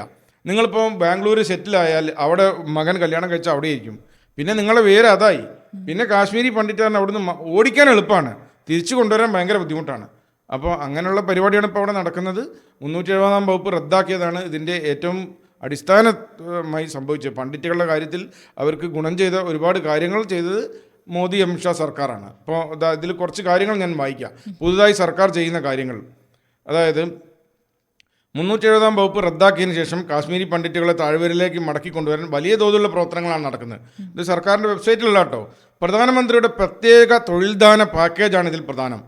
ഇതിന് കീഴിൽ കാശ്മീർ താഴ്വരയിലെ വിവിധ സർക്കാർ വകുപ്പുകളായി 6000 തൊഴിലവസരങ്ങൾ മാറ്റിവെച്ചിട്ടുണ്ട്. 6000 തൊഴിലവസരങ്ങൾ പണ്ഡിറ്റുകൾക്ക് റിസർവ് ചെയ്തിട്ടുണ്ട്. ഇതിൽ ഭൂരിഭാഗം തസ്തികകളും പണ്ഡിറ്റ് യുവാക്കൾക്ക് നിയമനം നൽകി കഴിഞ്ഞു. താഴ്വരയിലെത്തുന്ന പണ്ഡിറ്റുകൾക്ക് സുരക്ഷിതമായി താമസിക്കാൻ പ്രത്യേക കോളനി മോഡൽ ഫ്ലാറ്റ് സമുച്ചയങ്ങൾ 20 സ്ഥലത്ത് നിർമ്മിക്കുകയാണ്. അത് ചെയ്യുന്നത് ഭീഷണി പേടിച്ചിട്ടാട്ടോ. അതായത് അഥവാ ഇനിയും ഒരു പ്രശ്നം വന്നാൽ 6000 ട്രാൻസിറ്റ് ഫ്ലാറ്റുകളാണ് ഉണ്ടാക്കുന്നത്. 6000 എണ്ണം. അതിൽ പകുതി എണ്ണത്തിൻ്റെ ഇത് പൂർത്തിയായി. ജമ്മു കാശ്മീർ ചീഫ് സെക്രട്ടറിയാണ് നേരിട്ട് അതിൻ്റെ മേൽനോട്ടം വഹിക്കുന്നത്. 4648 ഫ്ലാറ്റുകൾ പൂർത്തിയായി. 3257 ഫ്ലാറ്റുകൾ അവർക്ക് അനുവദിച്ചു കഴിഞ്ഞു. ഈ പുനരധിവാസം നടക്കുന്നുണ്ട്. 40 കോടി ചെലവിൽ പുതിയൊരു ട്രാൻസിറ്റ് ക്യാമ്പ് തുറന്നിട്ടുണ്ട്. ക്യാമ്പല്ല, ഒരു ഹൗസാണ്, വീടിൻ്റെ സമുച്ചയങ്ങളാണ്. എല്ലാ സൗകര്യങ്ങളും ഉള്ള വീട് സമുച്ചയങ്ങൾ. അവിടെ സെക്യൂരിറ്റി ഉണ്ടല്ലോ. നമ്മൾ ഒറ്റയ്ക്കൊറ്റയ്ക്ക് വീടാകുമ്പോഴാണ് ഈ അറ്റാക്ക് വരിക. അപ്പം മിലിറ്ററിയുടെ നിയന്ത്രണത്തിൽ തന്നെയാണ് കാലത്ത്. പിന്നെ വേറൊന്ന് ചെയ്തു, പലർക്കും രേഖകൾ ഉണ്ടാവില്ല. നമ്മളിപ്പോൾ ടൂറ് പോകുന്നല്ലോ, ഒരു ഭീകരം വന്നാൽ കൈ കിട്ടുന്ന എടുത്താണ് ഓടുക. ആ കൂട്ടത്തിൽ നമ്മുടെ ഒരു സാധനം ഉണ്ടാവില്ല നമ്മളെ കയ്യിലുള്ള ആ രേഖകളില്ലാത്തവർക്ക് ഓൺലൈനിൽ ഒരു പോർട്ടലുണ്ട്.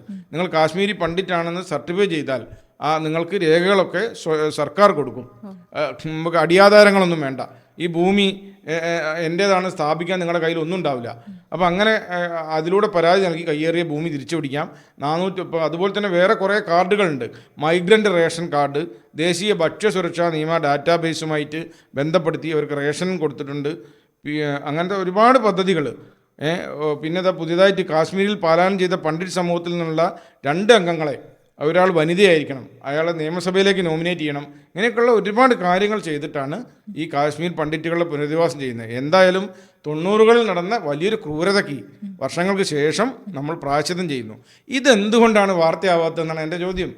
ഇത് ഗാസയിൽ നടന്ന കാര്യമല്ലല്ലോ, ഇറാഖിൽ നടന്ന കാര്യമല്ലല്ലോ, യമനിൽ നടന്ന കാര്യമല്ലല്ലോ. നമ്മുടെ പൗരന്മാരല്ലേ, ഇന്ത്യൻ പൗരന്മാരെ ഇന്ത്യയിൽ അടിച്ചോടിച്ച സമാനതകളില്ലാത്ത സംഭവം വേറെ എവിടെയെങ്കിലും നടന്നു നിങ്ങൾക്ക് കാണിക്കാൻ പറ്റുമോ? നമ്മൾ ഗുജറാത്ത് കലാപത്തെ അപലപിക്കുന്നുണ്ട് തീർച്ചയായും. അത് സംഘപരിവാറിൻ്റെ ആസൂത്രണം നടന്ന വലിയൊരു കലാപം തന്നെയാണ്. അതിനെ നമ്മൾ ശക്തമായി അപലപിക്കുന്നുണ്ട്, അതിനെക്കുറിച്ച് എഴുതുന്നുണ്ട്, ഇന്നും നമ്മളത് പറഞ്ഞുകൊണ്ടിരിക്കുന്നുണ്ട്.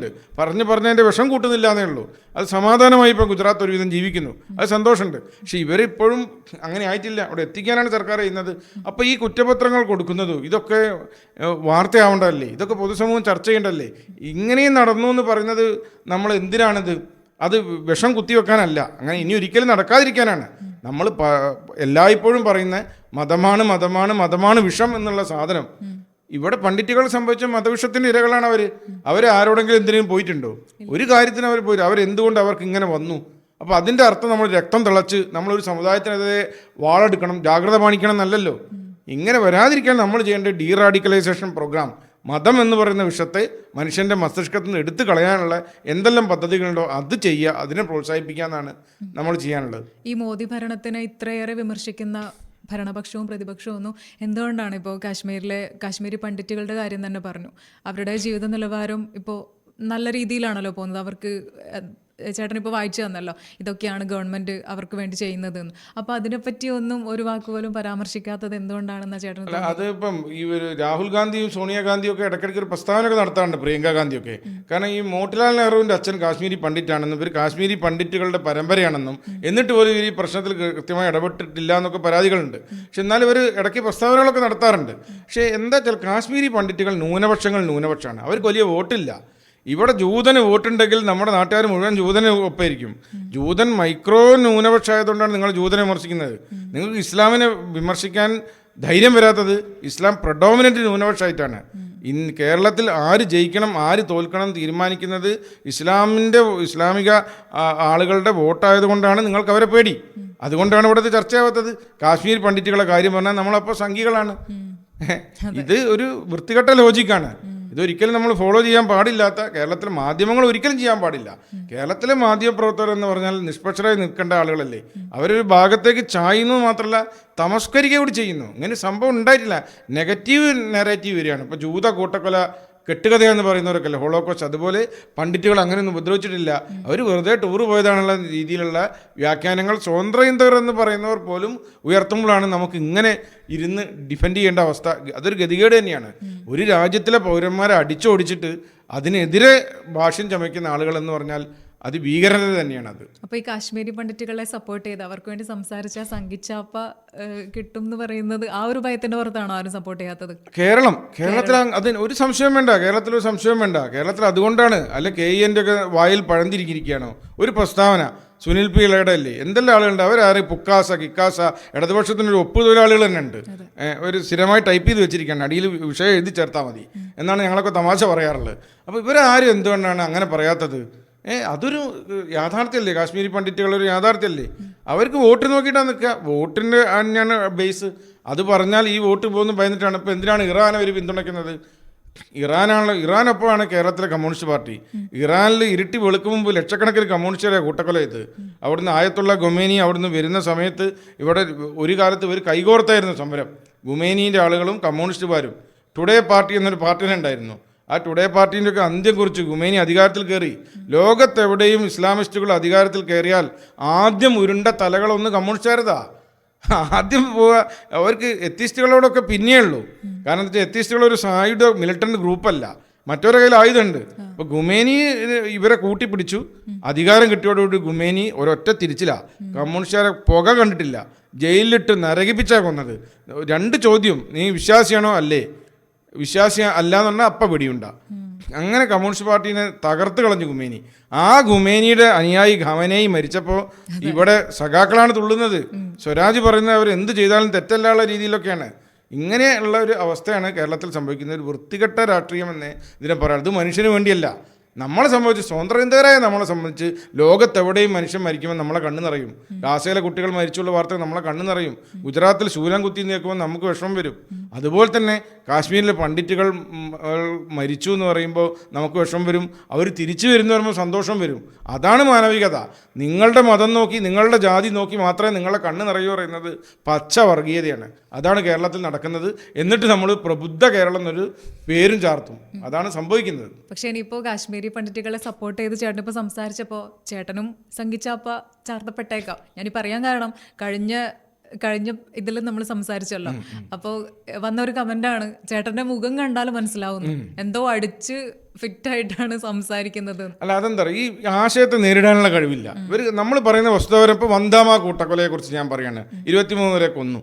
അതിൽ ഫാക്ച്വൽ എറർ ഉണ്ട് എന്ന് തെളിയിക്കാനുണ്ട്. അങ്ങനെ കൂട്ടക്കൊല നടന്നിട്ടില്ല പറയാ. ഈ ബിട്ടാ കരാട്ടെ ഇങ്ങനെ പറഞ്ഞിട്ടില്ല എന്ന് പറയാം. യാസിൻ മാലിക്കാണ് ഇതിൻ്റെ ആസൂത്രണം അല്ലാതെ പറയാം. 750 കാശ്മീരികൾ അവിടെ കൊന്നിട്ടില്ല എന്ന് സ്ഥാപിക്കാം. ഇങ്ങനെയൊക്കെയല്ലേ ഒരു സംഭവത്തെ ചലഞ്ച് ചെയ്യുന്നത്. ഒന്നും കഴിയാത്ത വരുന്നവൻ്റെ അവസാന ആയുധമാണ് അവൻ സംഘിയാണെന്ന് പറയുക. പക്ഷെ അതുകൊണ്ട് എന്താണെന്ന് എന്ത് പ്രയോജനം കിട്ടുന്നത്? സംഘികൾ ഇത് ചെയ്യുന്ന നല്ല കാര്യമല്ലേ? ഇപ്പം ഞാൻ പറഞ്ഞല്ലോ, ഈ പറയുന്ന കാര്യം ഈ പണ്ഡിറ്റുകളെ പുനരധിവസിപ്പിക്കാൻ സംഘികളെ ശ്രമിച്ചിട്ടുള്ളൂ. അത് നല്ലൊരു കാര്യമല്ലേ? സംഘികളെല്ലാം ആര് നല്ലത് ചെയ്താലും നല്ലത് തന്നെയാണല്ലോ. അപ്പോൾ ഇവർ ചാപ്പയടി പരോക്ഷമായി സംഖ്യകൾക്കാണ് ഗുണം ചെയ്യുക. പക്ഷേ അതേ സമയത്ത് നമ്മൾ സ്വതന്ത്ര ചിന്തകർ എന്ന് പറയുന്ന ആളുകൾ വിമർശിക്കേണ്ട സമയത്ത് വിമർശിക്കാറുണ്ട്. നമ്മൾ എല്ലാ സമയവും സംഖ്യകളുടെ പിറകെ കൂടുന്നില്ലെങ്കിലും വിദ്യാഭ്യാസത്തിലെ കാവ്യവൽക്കരണത്തിനെതിരെ ശക്തമായി നമ്മൾ പ്രതിഷേധിച്ചത്, ഗുജറാത്ത് കലാപത്തിനെതിരെ, പശുഹത്യക്കെതിരെ ഒക്കെ ശക്തമായി നമ്മൾ പ്രതിഷേധിക്കാറുണ്ട്. ഇപ്പോൾ ഞാനൊക്കെ പ്രതിദാനം ചെയ്യുന്നത് എസൻസ് ഗ്ലോബൽ എന്നുള്ള സംഘടനയാണ്. ഞങ്ങളിപ്പോൾ കഴിഞ്ഞ മാസം അവിടെ ഹിന്ദോളം എന്ന് പറയുന്ന കേരള ചരിത്രത്തിലല്ല, ഇന്ത്യൻ ചരിത്രത്തിലല്ല, ലോക ചരിത്രത്തിൽ തന്നെ ആദ്യമായി ഒരു മുഴുവൻ ദിവസം ഹിന്ദുത്വ വിമർശനം ഇവർ വല്ലപ്പോഴും നടത്തൽ, നമ്മളൊരു ഫുൾ ഡേ ആണ് ഹിന്ദുത്വ വിമർശനം നടത്തിയത്. അപ്പോൾ നമുക്കതിലൊന്നും യാതൊരു ഭയവുമില്ല. പക്ഷേ നിങ്ങളെ മാതിരി ഇടതുപക്ഷത്തെ പോലെ ഒരു ഭാഗത്തേക്ക് മാത്രം നമ്മൾ ചരിയാറില്ല. അവിടെ മാത്രം താങ്ങിക്കൊടുക്കുന്ന പരിപാടി, പച്ചയ്ക്ക് ആരിഫ് ഹുസൈൻ പറയുന്ന മാതിരി ജിഹാദി കൂട്ടിക്കൊടുപ്പ് പറയുന്ന ഒരു സാധനം ഉണ്ടല്ലോ, ആരിഫ് പറയുന്നത്, അതൊരു കടുത്ത വാക്കാണെങ്കിൽ അത് യാഥാർത്ഥ്യമാണ്. ഇഷ്ടംപോലെ യാത്രകൾ കിട്ടും, വിദേശ യാത്രകൾ, ആ സമ്മാനം ഈ സമ്മാനം, ഇങ്ങനെ ജിഹാദികളുടെ ഒരു നെറ്റ്വർക്ക് കേരളത്തിലും ഉണ്ട്. ആ നെറ്റ്വർക്കിൻ്റെ ഭാഗമായിട്ടാണ് നമ്മുടെ മുഖ്യധാര മാധ്യമങ്ങൾ പോലും ഇതൊന്നും പറയാത്തത്. നമ്മൾ മാതൃഭൂമിയിലും മനോരമയിലൊക്കെ എത്ര പരിപാടികളുണ്ട്, ഏഷ്യാനെറ്റിൽ എത്ര വാർത്താധിഷ്ഠിത പരിപാടികളുണ്ട്. സിന്ധു സൂര്യകുമാറൊക്കെ എന്തെല്ലാം വിഷയത്തെ സംസാരിക്കുന്നു. എന്താണ് അവർക്ക് ഇത് പറയാൻ മാത്രം പേടി? ഇത് കണ്ടിട്ടെങ്കിലും അവർ അതിലേക്ക് തിരിയട്ടെ എന്ന് ഞാൻ ആഗ്രഹിക്കുകയാണ്. കാരണം അത്രയും നിഷ്ഠൂരമായ ഇന്ത്യയുടെ മണ്ണിൽ നടന്ന വല്ലാത്തൊരു നിഷ്ഠൂരതയാണ് ഈ പണ്ഡിറ്റുകളോട് ചെയ്തത്. അത് നമ്മൾ ആവർത്തിക്കുന്നത് ആ സംഭവങ്ങൾ നടക്കാതിരിക്കാനും, നമ്മൾ പറയുന്ന കാര്യം മത വൈറസാണ് ഇതിൻ്റെ പ്രശ്നം എന്ന് ആവർത്തിക്കാൻ കൂടിയാണ്. മതാധിപത്യം വന്നാൽ ഒരു പുല്ല് പോലും നാട്ടിൽ മുളയ്ക്കില്ല. നിങ്ങൾ വിചാരിക്കുന്ന കാര്യമല്ല. മതം മൂത്ത് കഴിഞ്ഞാൽ അവർ താലിബാനാണ്. ശുദ്ധമായ മതം എന്ന് പറഞ്ഞാൽ ശുദ്ധമായ വർഗീയതയാണ്. ശുദ്ധമായ മതമാണ് കാശ്മീരിൽ ഭീകരരെ നടപ്പാക്കാൻ തുടങ്ങിയത്. അന്ന് അത് നേരിടാനുള്ള നട്ടല് നമ്മുടെ സർക്കാരിന് ഇല്ലാതെ പോയി. ഇനിയിപ്പോൾ എന്തൊക്കെ സംഘിച്ചാപ്പ നേരിടേണ്ടി വന്നാലും നല്ലത് ചെയ്യുന്ന പാർട്ടിയെ അനുകൂലിക്കാനും തെറ്റ് ചെയ്യുന്ന പാർട്ടിയെ പ്രതിരോധിക്കാനുള്ള എല്ലാ പരമാധികാരവും ഒരു ജനാധിപത്യ രാഷ്ട്രം എന്നുള്ള രീതിയിൽ അവിടുത്തെ ഓരോ പൗരനും അവകാശപ്പെട്ടത് തന്നെയല്ലേ. കാര്യം ഭയപ്പെടേണ്ട ആവശ്യമില്ലല്ലോ. നമ്മളതിൽ ഒരു ഭയമില്ല, നമുക്കൊരു വറിയില്ലല്ലോ. സംഖ്യ എന്ന് പറഞ്ഞാലൊന്നും നമുക്കൊരു വറിയില്ല. നമ്മളിപ്പോൾ പ്രവീൺ രവിയൊക്കെ പരസ്യമായി ഞാൻ സംഖ്യയാണെന്ന് പറയാറുണ്ട്. അതുപോലെ തന്നെ ഞാനും പറയാറുണ്ട്, ആയിക്കോട്ടെ, നമുക്ക് അങ്ങനത്തെ പ്രശ്നങ്ങളൊന്നുമില്ല. ഇത് അങ്ങനെ ചാപ്പയടിച്ച് അതിലൊന്നും ഭയന്നു പോകുന്ന ആളുകളോ, സ്വന്തം കഴിവിൽ ആത്മവിശ്വാസം ഇല്ലാത്തവനും സ്വന്തം ആശയങ്ങളിൽ വ്യക്തത ഇല്ലാത്തവനാണ് ചാപ്പയടിയിൽ പേടിക്കുക. നമുക്ക് വ്യക്തമായി തരാം, നമ്മൾ ഫാക്ട് ബേസ്ഡ് എവിഡൻസ് ബേസ്ഡായി കാര്യങ്ങൾ മനസ്സിലാക്കുന്ന ആളുകളാണ്. നമ്മൾക്ക് നാളെ ഇപ്പം നമ്മളെ പഠനത്തിൽ ഇസ്രായേലാണ് ശരിയെന്ന് ആയതുകൊണ്ടാണ് നമ്മൾ ഇസ്രായേലിന് അനുകൂലമായി നിൽക്കുന്നത്. അതേസമയം അതിൻ്റെ അർത്ഥം ഇസ്രായേൽ ചെയ്യുന്ന എല്ലാ റോക്കറ്റ് ആക്രമണത്തെയും വെടിവെപ്പിനും നമ്മൾ അനുകൂലിക്കുന്നതല്ല. ആശയപരമായി ഇസ്രായേലിൻ്റെ ഭാഗത്താണ് ശരി ആ ഫൈറ്റിൽ. അതുപോലെ തന്നെ നമ്മൾ കാശ്മീരി പണ്ഡിറ്റുകളുടെ ഭാഗത്താണ് ശരി, അവരാണ് ഇരകൾ. ഗുജറാത്തിൽ കലാപം വന്നാൽ നമ്മൾ ഗുജറാത്തിൽ ഇരയാക്കപ്പെട്ട മുസ്ലിംസിൻ്റെ കൂടെയാണ്. അവർ ഇരയാക്കപ്പെട്ടു, അവർ അതിഭീകരമായി ആക്രമിക്കപ്പെട്ടു. അത് ആവർത്തിക്കരുത് നമ്മൾ പറയുന്നത്. ഇത് മനസ്സിലാക്കാനുള്ള, ഇതിനെ ആശയപരമായി നേരിടുന്നതിന് പകരം ഒരു സംഘി എന്ന് പറഞ്ഞിരിക്കുകയാണ്. അതുകൊണ്ട് പ്രശ്നം തീരില്ല. കാശ്മീരി പണ്ഡിറ്റുകളുടെ പോലത്തെ പ്രശ്നങ്ങൾ നമ്മൾ കാണണം, മനസ്സിലാക്കണം. KN ഒക്കെ ഗുജറാത്തിലേക്ക് ടൂറ് പോയിരുന്നു. ഗുജറാത്തിലെ ടൂറല്ല, ഗുജറാത്തിലേക്ക് ഈ CPM-ൻ്റെ പൊളിറ്റിക്സ് ആകെ അടിമുറി മാറുന്നത് KN ഒരു ഗുജറാത്ത് സന്ദർശനത്തോടെയും അദ്ദേഹത്തിൻ്റെ അനുഭവക്കുറിപ്പുകൾ വരുന്നതോടുകൂടിയാണ്. ഗുജറാത്തിൽ പോയതോടുകൂടിയാണ് ഈ KN ഇരവാദം ഉന്നയിക്കാൻ തുടങ്ങി. മുസ്ലിങ്ങൾ മൊത്തം ഇരകളാണ്, അവർ മുസ്ലിങ്ങളായതുകൊണ്ടാണ് ഇരയാക്കപ്പെട്ടതൊക്കെ പറഞ്ഞിട്ട്. എന്തുകൊണ്ട് നമുക്ക് കാശ്മീരി പണ്ഡിറ്റുകളെ കാണാൻ വേണ്ടി ഒരു യാത്ര കാശ്മീരിലേക്ക് നടത്തിക്കൂടാ? കാശ്മീരി പണ്ഡിറ്റുകളെ കാണൂ, അവരുടെ അനുഭവങ്ങൾ ചോദിക്കൂ, ഈ പറഞ്ഞത് ശരിയാണെന്ന് നോക്കൂ. ഇപ്പോഴും അവർ ഡൽഹിയിൽ കിടക്കുന്നവരുണ്ട്. പൂർണ്ണമായും ഫ്ലാറ്റുകളുടെ പണി അവിടെ പൂർത്തിയാവുന്നേ ഉള്ളൂ. ചാള പോലത്തെ സ്ഥലത്തായിരുന്നു അവരൊക്കെ ഡൽഹിയിൽ താമസിച്ചിരുന്നത്. എന്തേ സോണിയാഗാന്ധി തിരിഞ്ഞു നോക്കാഞ്ഞിരുന്നത്? അവരായിരുന്നല്ലോ ഈ ഭരണം നിയന്ത്രിച്ചിരുന്നത്. അപ്പോൾ ഇങ്ങനെയുള്ള സത്യങ്ങൾ പറയുമ്പോൾ അവരെ സംഘിയാക്കുമ്പോൾ, ചുരുക്കി പറഞ്ഞാൽ ഇനിയിപ്പോൾ കുറച്ചങ്ങോട്ട് കഴിഞ്ഞാൽ സംഘി എന്ന വാക്കിൻ്റെ ഒരു നിക്നെയിം സത്യം പറയുന്നവൻ എന്നായി മാറാൻ സാധ്യതയുണ്ടെന്നാണ് ഞാൻ മനസ്സിലാക്കുന്നത്. അല്ല, ഇരകളുടെ അവരെ എവിടെയാണോ താമസിക്കുന്നത് അവിടേക്ക് യാത്ര ചെയ്ത് അവർക്കിടയിലൂടെ സഞ്ചരിച്ച് അവർക്ക് പറയാനുള്ളതും കൂടി കേൾക്കാനുള്ള ബാധ്യത നമുക്കുണ്ടല്ലോ. അതിന്റെ അടിസ്ഥാനത്തിൽ മാത്രമാണല്ലോ ആര് തെറ്റ് ചെയ്തു ആര് ശരി ചെയ്തു എന്നുള്ളത് നമുക്ക് സമർത്ഥിക്കാനായിട്ട് പറ്റുള്ളൂ. ഇപ്പൊ ഒരു മാറ്റം വന്നത് നോർത്തിലെ മീഡിയകളൊക്കെ പണ്ഡിറ്റുകളുടെ കഥ നന്നായിട്ട് കൊടുക്കുന്നുണ്ട്. അവർ ഇവിടുത്തെ സാഹചര്യം അല്ലല്ലോ അവിടെ ഉള്ളത്. പണ്ഡിറ്റുകളെ ലോകമാധ്യമങ്ങൾ ഏറ്റെടുക്കുന്നുണ്ട്. ഞാൻ പറഞ്ഞില്ലേ, എന്തെല്ലാം കുറ്റം പറഞ്ഞാലും BBC ആയാലും മറ്റവരൊക്കെ ആയാലും ഇത് കൊടുക്കും, ഈ അതർ സൈഡും കൊടുക്കും. ഇപ്പോൾ ഗാർഡിയൻ എന്ന പത്രം, നമ്മൾ പണ്ട് ഇംഗ്ലീഷ് ദേശാഭിമാനി എന്ന് ഗാർഡിയനെ കളിയാക്കല്, ഇടതുപക്ഷത്തിന് ഒപ്പിച്ച വാർത്തകൾ കൊടുക്കുന്ന ഒരു പരിപാടി ഗാർഡിയന് പണ്ടുണ്ടായിരുന്നു. ഈയിടെ ഗാർഡിയനിൽ കാശ്മീരി പണ്ഡിറ്റുകളെ കഥ വിശദമായി വന്നു. വല്ലാത്തൊരു കഥയാണ് അത് പറഞ്ഞിട്ട് അവരതിൻ്റെ ഡീറ്റെയിൽസും ഓരോരോ ഞാൻ നേരത്തെ പറഞ്ഞ വന്ദാമ കൂട്ടക്കൊലയും വിട്ടാ കരാട്ട ചെയ്ത അതിക്രമങ്ങളും യാസിൻ മാലിക് ചെയ്ത അതിക്രമങ്ങളും അവരെ നിങ്ങളുടെ ഭാര്യമാരെ സ്ത്രീകളെ ഉപേക്ഷിച്ച് പോകാൻ പറഞ്ഞ കഥയൊക്കെ വിശദമായി കൊടുത്തിട്ട് ഇന്ത്യൻ ജനോസൈഡ് എന്ന് പറഞ്ഞിട്ട് തന്നെയാണ് അവർ കൊടുത്തത്. അപ്പോൾ അങ്ങനെ ആ മാധ്യമങ്ങളിൽ മാറ്റമുണ്ട്, അവരിലാണ് നമുക്ക് പ്രതീക്ഷ. ഇപ്പൊ ചേട്ടൻ ഒരു മാധ്യമ പ്രവർത്തകൻ എന്ന രീതിയിൽ അവരുടെ ഇടയിലേക്ക് പോയി അവരോട് ഇതുമായിട്ട് സംവദിക്കാനുള്ള ഒരു അവസരം കിട്ടിയാൽ, അല്ലെങ്കിൽ അങ്ങനെ ഒരു അവസരത്തിന് ചേട്ടൻ പ്രതീക്ഷിക്കുന്നു? അങ്ങനെ പോകണമെന്നുണ്ട്. അത് നമ്മളുടെ ചാനലിൻ്റെ ഒരു ദൗത്യമായി തന്നെ നമുക്ക് എടുക്കണം. കാശ്മീരി പണ്ഡിറ്റുകളെ കണ്ടിട്ട്, ഞാൻ കാശ്മീരി പണ്ഡിറ്റുകളെ ഒറ്റയ്ക്കും തെറ്റയ്ക്കും കണ്ടിട്ടേ ഉള്ളൂ. കാലിക്കറ്റ് യൂണിവേഴ്സിറ്റിയിലൊക്കെ കാശ്മീരി പണ്ഡിറ്റുകൾ വന്നിട്ടുണ്ട്. പിന്നെ തിരുവനന്തപുരത്ത് ഒരു സെമിനാറിൽ ഈ രാഹുൽ പണ്ഡിത വന്നിരുന്നു. അപ്പോൾ അത് റിപ്പോർട്ട് ചെയ്യാൻ മാധ്യമപ്രവർത്തനങ്ങളിൽ പോയി എന്നല്ലാണ്ട് ഇവരെ മുഖത്തുനിന്ന് ഇവരുടെ അനുഭവം കേട്ടിട്ടില്ല. ശരിക്കും അത് കേൾക്കേണ്ടത് തന്നെയാണ്. അങ്ങനെ അത് നമ്മൾ മൂപ്പിക്കാനല്ല, രണ്ട് രീതിയിൽ നമുക്ക് കാര്യങ്ങൾ ചെയ്യാം. ഇപ്പോൾ പ്രവീൺ രവിയും ആരിഫ് ഹുസൈനും ഒക്കെ ഇസ്രായേൽ പോയിട്ട് അവരവിടെ കണ്ട ഹോളോകോസ്റ്റ് മ്യൂസിയത്തെക്കുറിച്ചൊക്കെ പ്രവീൺ രവി ഒരു നല്ലൊരു കുറിപ്പിട്ടിരുന്നു, കണ്ണ് നിറഞ്ഞു വന്ന കുറിപ്പാണ്. അത് കണ്ടു കഴിഞ്ഞാൽ, ജൂതന്മാർക്ക് നേരെ കണ്ട അതിക്രമങ്ങൾ കണ്ടു കഴിഞ്ഞാൽ നമ്മൾക്ക് പിന്നെ നമ്മളൊരു പുതിയ മനുഷ്യനായിട്ടാണ് പുറത്തു വരിക. അതുപോലെ നമ്മളിത് ആർക്കൈവ് ചെയ്യണം, പ്രതികാരത്തിനല്ല അത് ചെയ്യേണ്ടത്. ഈ ഒരു മനുഷ്യനോട് ചെയ്യാവുന്ന ഏറ്റവും വലിയ ക്രൂരത ആണ് ഇത് നിന്നും പറഞ്ഞ് മനസ്സിലാക്കാൻ. ഈ റേപ്പൊക്കെ കണ്ടില്ല, പെൺകുട്ടികളെ 19 പേരൊക്കെ ചേർന്ന ഒരു പെൺകുട്ടിയെ റേപ്പ് ചെയ്ത കഥ വരെയുണ്ട്. ഇതൊന്നും കഥയല്ല, യാഥാർത്ഥ്യമാണ്. അപ്പോൾ അതൊക്കെ ആർക്കൈവ് ചെയ്ത് ആ ക്രൂരതയിൽ നിന്ന് മനുഷ്യനെ പിടിച്ച് പുറകോട്ട് വലിക്കുന്ന സാധനമായിരിക്കണം നമ്മൾ പറയുന്നത്. അല്ലാണ്ട് കണ്ടോ, ഇന്ത്യ മഹാരാജ്യത്ത് എന്തായിരുന്നു അവസ്ഥ, ഞങ്ങൾ മോഡി അധികാരത്തിൽ വരുന്നവരെ ഇവിടെ ഹിന്ദുക്കൾക്ക് രക്ഷയില്ലായിരുന്നു, ഇപ്പം നമ്മൾ തിരിച്ചടി തുടങ്ങി. ഇത് മൂപ്പിക്കൽ പരിപാടിയാണ്. ആ മൂപ്പിക്കൽ പരിപാടിക്ക് സ്വതന്ത്രം കിട്ടില്ല. നമ്മുടെ പരിപാടി അതല്ല. നമ്മൾ മനുഷ്യന് വേണ്ടിയാണ് നിലനിൽക്കുന്നത്, മനുഷ്യൻ്റെ സൗഹാർദ്ദത്തിന് വേണ്ടിയാണ് നിൽക്കുന്നത്. അത് ഭയങ്കരമായ വ്യത്യാസമുണ്ട്. അതൊന്നും സംഘി ചാപ്പ അടിച്ചു കളഞ്ഞാൽ നമ്മുടെ ആത്മവിശ്വാസം നശിക്കുകയോ നമ്മൾ എന്താണെന്ന് നമ്മൾക്ക് കൃത്യമായി ബോധ്യമുണ്ടെന്നേ അത്തരക്കാരോട് പറയാനുള്ളൂ. താങ്ക് യു ചേട്ടാ, ഈ ഒരു വിഷയത്തിൽ ഇത്രയും ഡീറ്റെയിൽ ആയിട്ടുള്ള വിവരം തന്നതിന് താങ്ക് യു സോ മച്ച്. അവിടെ പോയി അവരുമായിട്ട് സംവദിക്കാനും അങ്ങനെ സത്യം ലോകത്തിന് മുന്നാകെ ചേട്ടൻ്റെ വായിലൂടെ തുറന്നു പറയാനും ഒരു മാധ്യമ പ്രവർത്തകൻ അല്ലെങ്കിൽ ഒരു സ്വതന്ത്ര ചിന്താഗതിക്കാരൻ എന്ന രീതിയിൽ ഒരു അവസരം ഉണ്ടാവട്ടെ. Thank you.